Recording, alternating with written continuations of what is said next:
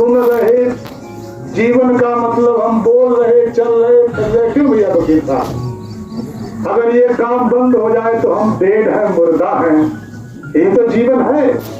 अब ये जीवन हमारा आपका दो चीजों से मिलकर के बना है। कितनी चीजों से? एक है शरीर और दूसरी है आत्मा। एक क्या है? एक है शरीर और दूसरी है आत्मा। शरीर और आत्मा एक दूसरे के पूरक हैं।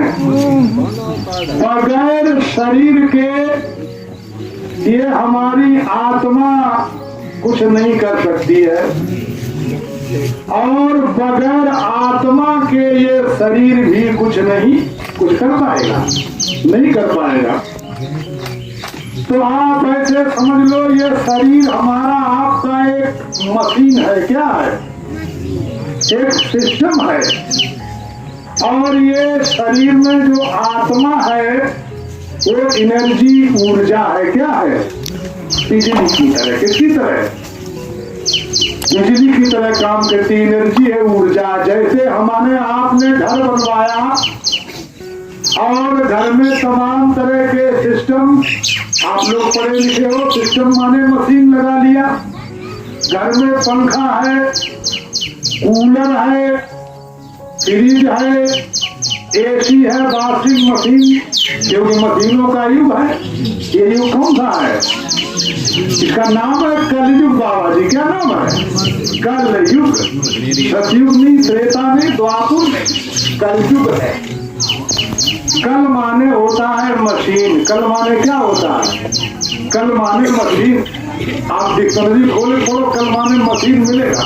कहते कल कारखाने, नोएडा क्या ज्यादा है? कल कारखाने है। तो कल माने मशीन और युग माने समय, यानी ये मशीनों का समय है। जब ज्यादा से ज्यादा काम हमारा आपका मशीनों से होने लगे। किससे होने लगे? ऐसे समय को, ऐसे काल खंड को कलयुग कहा जाता है। संतों की भाषा में, यानी संत मत में कलयुग कहा जाता। पढ़े लिखे लोग इसको भौतिक कहते हैं। क्या कहते हैं? भौतिकवादी। कैसा युग है? भौतिकवादी युग। अध्यात्म ऐसा नहीं कि है नहीं, लेकिन आध्यात्मिक पुरुष यानी अध्यात्मवाद को मानने वाले बहुत कम लोग हैं। क्योंकि हमारा आपका सारा काम मशीनों से हो रहा है। किससे हो रहा है? खेत की जुताई मशीन से हो रही, बुवाई मशीन से हो रही है, कटाई मड़ाई और यहाँ तक की रोटी भी किससे बन रही है? मशीन से। अच्छा चले जो पहिया और देवो खूब, इन ज्यादा हाथ पैर नहीं चलाने पड़ रहे हैं। बटन डालो तो खेत की सिंचाई हो गई। तो इस तरह से आप समझो, ज्यादा लंबा नहीं, क्योंकि समय थोड़ा है तो आप समझ लो मशीनों का युग। घर बनवाया। क्या बनवाया? घर। और घर में हमने आपने तरह तरह के सिस्टम लगा लिए, पंखा, cooler, AC, fridge, washing machine और कपड़ा धोने वाली मशीन। मान लो ये सब चीजें हैं, मशीनें हैं, लेकिन अगर हमारे आपके घर में बिजली नहीं है, क्या नहीं है? ऊर्जा नहीं, तो पंखा चलेगा, एसी चलेगी, वॉशिंग मशीन काम करेगी, कूलर फ्रिज नहीं चलेगा। और मान लो बिजली है, क्या है? बिजली है, घर में कनेक्शन आपने करवा लिया, बिजली है और महंगाई का दौर चल रहा, पंखा तो तमाम रुपया आता है। सबके घर में थोड़ी है एसी लग जाएगी, न कूलर फ्रिज लग जाएगा, पैसा चाहिए उसके लिए, तो बेचारी बिजली क्या करे। तो आप समझ लो कि इसी तरह से आप समझो ये शरीर हमारा आपका एक सिस्टम है। क्या है? एक मशीन है। और इसमें जो आत्मा है वो एनर्जी, ऊर्जा है। जब तक आत्मा है इस शरीर के अंदर, हमारे आपके शरीर में, अब आत्मा को तो किसी ने देखा नहीं, देखा है। आत्मा के बारे में तो बहुत कम लोग जानते हैं और जानने की कोशिश भी नहीं करते, समझो आप। क्योंकि आत्मा दिखाई नहीं देती है और शरीर दिखाई देता, आंखें दिखाई दे रही, नाक दिखाई दे रहा, चेहरा दिखाई दे रहा, लेकिन आत्मा दिखाई नहीं दे रही। जबकि मुख्य चीज आत्मा है। क्या है? आत्मा। आत्मा बैठी है तो ये आंखें देख रही है, कान सुन रहे हैं और वाणी हमारी आपकी बोल रही है, और ये सारा शरीर हमारा आपका मोशन माने गतिमान है। देखो ये सत्संगी लोग कैसे समझाते हैं सत्संग के माध्यम से कि जातिन मन पंछी उड़ी जई है। पंछी अब शरीर रूपी वृक्ष पर आत्मा रूपी पक्षी बैठा हुआ है और पता नहीं ये कब उड़ के चल देगा। मिला ये मनुष्य तन, ये मनुष्य तन आपको मिला, हमको आपको मिला। महात्मा महापुरुष हमें आपको समझा रहे हैं कि मिला ये मनुष्य तन किराए का घर है। किस पर मिला है? किराए पर मिला है, थोड़े समय के लिए मिला है, और कहाँ छूट जाएगा किसको खबर है। अता पता है कुछ? तो ध्यान से समझो, महात्मा महापुरुष हमें आपको सचेत कर रहे हैं कि जादिन मन पंछी उड़ जाए है और तादिन तेरे तन तरवर के सब ही पात झड़ गए हैं। तन माने शरीर को, तरवर माने वृक्ष बताया। अब पत्ता के रूप में देखो आंखें, कान। गुरु महाराज समझाया करते थे अपनी सरल सदुखी भाषा में बच्चा कि आत्मा रूपी पक्षी निकला, आंखों का देखना बंद, कानों का सुनना बंद, और सबसे पहले आप समझो कि जिसने ये दिया है किराए पर, और उसके नुमाइंदे और फरिश्ते आएंगे और आकर के आपके सिरहाने खड़े हो जाएंगे। कहाँ खड़े हो जाएंगे? पैरों की तरफ नहीं खड़े होंगे। कहाँ खड़े होंगे? चाहे आप कितने भी बड़े जमींदार, जागीरदार, राजा, रईस आप हो, धनी मानी, लेकिन वो कहाँ खड़े होंगे? सिरहाने खड़े होंगे। करो मन बादल की तस्वीर, और जब जमराज लेन को है तनिक धरत नहीं, मार मार मुगदर। समझो आप, असहनीय पीड़ा, दुख, दर्द, तकलीफ आप समझो उन जीवों को होती है जिन्होंने अपने जीवन काल में कोई सच्चे संत, सदगुरु, रहबर, कामिल मुर्शिद से प्रेम नहीं किया। तो उनके लिए आता है कि मार मार मुगदर प्राण निकली है, नैनन ढरके नीर कराओ मन बादन की। तो वो आकर के सिरहाने खड़े हो जाएंगे। गुरु जी कहते थे कोई हम आपको यहाँ डरवा धमका नहीं रहे।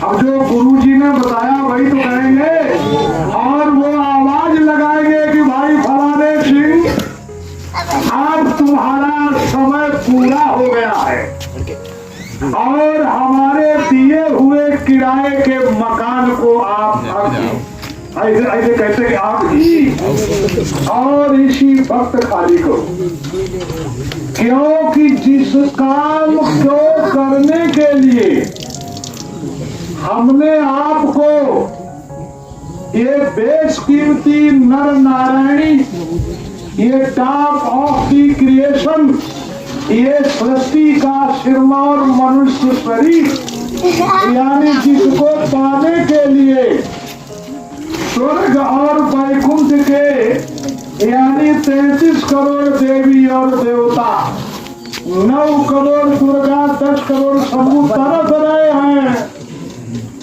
कि एक बार हमको मनुष्य शरीर दे दो प्रभु।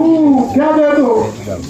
अब देखो कितनी भूल और कितना भ्रम में हम लोग पड़े हुए हैं कि देवी देवता तरस रहे हैं, दिन रात भगवान से प्रार्थना कर रहे हैं कि हमको एक बार मनुष्य शरीर दे दो। क्या दे दो? और हम लोग तरस रहे हैं किसके लिए? कि हमको देवी देवता मिल जाए। कौन मिल जाए? और देवी देवता तरस रहे हैं कि हमको क्या मिल जाए? समझो विचारों सत्संग के माध्यम से तो इसी चीज का बोध और ज्ञान, यही संशय और भ्रम यानी हम लोगों की निकाली जाती है कि देवी देवता तरस रहे हैं कि हमको क्या मिले? एक बार मनुष्य शरीर मिले। क्योंकि मनुष्य शरीर पा करके हम वो काम कर ले जिस काम को करने से हम चूक गए थे जब हमको मनुष्य शरीर मिला था। कहने का मतलब ये है कि देवी और देवताओं को भी यानी हमारे आप की तरह कभी मनुष्य शरीर मिला था, और मनुष्य शरीर जब उनको मिला था तो उन्होंने स्वर्ग और वैकुंठ यानी वहां जाने वाले कर्म किए थे। स्वर्ग वैकुंठ आप समझो, स्वर्ग वैकुंठ कौन जाएगा? स्वर्ग वैकुंठ कौन जाएगा? ये हमारे आपके धर्म ग्रंथों में लिखा। पढ़ो आप, उत्तरकांड में रामचरितमानस में लिखा कि नाना जन्म और कर्म पुण्य नाना और किए जोग जप तप मख दाना, यानी योग जप तप, मख माने यज्ञ और दाना माने तो आप जानते हो तानवीर राजा हरिश्चंद्र मोहलत जयती। तो इस तरह से आप समझो कि ये सब कुछ किया। कवन जोन जन्मेऊ जाना ही, कवन जोन जन्मेऊ जाना ही, मई खगेश भ्रम भ्रम जगमाही, देखे सब कर करम गुसाई और सुखी न भय वही की। लेकिन देखो वो देवी और देवता कह रहे कि आज यानी हम स्वर्ग और वैकुंठ में पहुंच जरूर गए हैं, लेकिन स्वर्ग और वैकुंठ के सुख से हम पूर्णतया सुखी नहीं है। क्योंकि स्वर्ग और वैकुंठ के सुखों की भी एक समय सीमा होती है। क्या होती है? समय सीमा होती है बाबा। जैसे यहाँ हम आप लोग कोई दुखी थोड़े हैं, आज के समय में अच्छा कोई दुखी है? आज के समय में गरीब से गरीब व्यक्ति, उसे भी आप समझो कि अच्छा खाने को मिल रहा है, अच्छा पहनने ओढ़ने को मिल रहा है। अब आप समझो साइकिलें तो सड़क पे बहुत कम दिखाई दे रही है बाबा। मजदूर आदमी अगर मजदूरी करने जा रहा है तो मोटरसाइकिल, किसको बैठ के मोटरसाइकिल, तो क्या चक्कर है। जैसे आज हम आप लोग यहाँ यानी शारीरिक सुख, स्त्री सुख, पुत्र सुख, मान वैभव पढ़ाई का सुख भोग रहे हो, लेकिन इन सुखों की एक समय सीमा है। क्या है समय सीमा? कितने दिनों तक आप भोगोगे बताओ अच्छा इन सुखों को? कितने दिन अच्छा अच्छा खाओगे? कितने दिन अच्छा अच्छा पहनोगे? कितने दिन जो है चौपैया वाहन पर बैठ के आप चलोगे? अरे भाई कोई 100 साल, क्योंकि इस कलयुग में ज्यादा उम्र अब लोगों की रह नहीं गई है, क्योंकि वातावरण बड़ा प्रदूषित है। कैसा है? इस प्रदूषण भरे वातावरण में ना तो अच्छा खाने को मिल रहा है, अच्छा नहीं मिल रहा है, क्योंकि ये देखो सब्जी आप हरी खा रहे हो, भिंडी तुरैया खा रहे हो, कटहल खा रहे हो, लौकिया देखो ताजी जब टूट के आती है तो कितनी अच्छी, और 2 घंटा बाद वो पकैदी हो जाती है, क्योंकि उसमें इंजेक्शन लग रहा है। क्या लग रहा है? तुरैया के नार में इंजेक्शन और तरबूज के नार में इंजेक्शन, ना जाने तरह तरह के क्या क्या उसमें केमिकल्स तो मिल तो रहा है, लेकिन वो शुद्ध नहीं है। यहाँ तक कि गाय और भैंस का जो दूध आप पीते हो वो भी अब शुद्ध नहीं रहा है, इसलिए उम्र अब 100 साल रही नहीं है। रही है आप देखो 50 के ऊपर 60, 70, 75 और 80 पर पहले ही पहुंच रहे हैं। चलो भाई हम 100 पर पहुंचा रहे हैं, भगवान आपको लंबी उम्र दे, लेकिन 100 साल के बाद तो आप समझो इन सुखों को छोड़ना ही पड़ेगा कि नहीं छोड़ना पड़ेगा? छोड़ना पड़ेगा। और छोड़ करके आपको कहाँ जाना होगा? चिट्ठी में तो लिख देते हैं कि दादाजी का हो गया स्वर्गवास। क्या लिख देते हैं? दादी जी का हो गया स्वर्गवास। कितने लोग भेज दिए स्वर्ग? 2। और कुछ दिनों के बाद लिख दिया पिताजी का स्वर्गवास, और फिर थोड़े दिनों के बाद हमने कहा माता जी का स्वर्गवास। कितने भेज दिए? 4 लोग भेज दिए स्वर्ग। लेकिन ये आध्यात्मिक चेतन पराविद्या, ये संत महात्माओं का ज्ञान, जिसको कहते हैं आत्मा और परमात्मा का ज्ञान, क्योंकि ये पुण्य तिथि आप समझो। तो साइंस ऑफ सोल क्या कहती है? महात्माओं का विज्ञान क्या कहता है कि मरने के बाद ऐसे कोई सीधे स्वर्ग वैकुंठ नहीं जाता है कि सीधे चला जाता है। सीधे कोई नहीं जाता है स्वर्ग वैकुंठ। स्वर्ग वैकुंठ जाने से पहले शरीर रूप में नहीं, आत्मा रूप में। किस रूप में? ये हमारी आपकी सबकी आत्मा कहाँ जाती है? अरे चंपूर जाए, कहाँ जाएगी? यमपुरी, जिनको कहते हैं धर्मराज। क्या कहते हैं?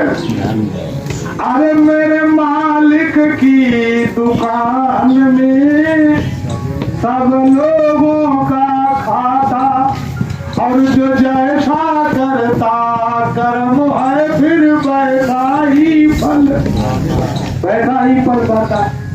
अब आप समझो दादा मरे अपने जीवन में 1 कुंटल मछली खाई, 1 कुंटल, और उन्होंने ड्राम के ड्राम दारू शराब पी, ना जाने कितनी हिंसा, हत्या और बेईमानी, एक दूसरे की निंदा, चुगली, लड़ाई झगड़ा। अब आप बताओ ऐसे लोग कहाँ जाएंगे? किताब में लिखा है भाई तो कहेंगे हम कोई अपनी ओर से थोड़ी कह रहे कि तिलुवारी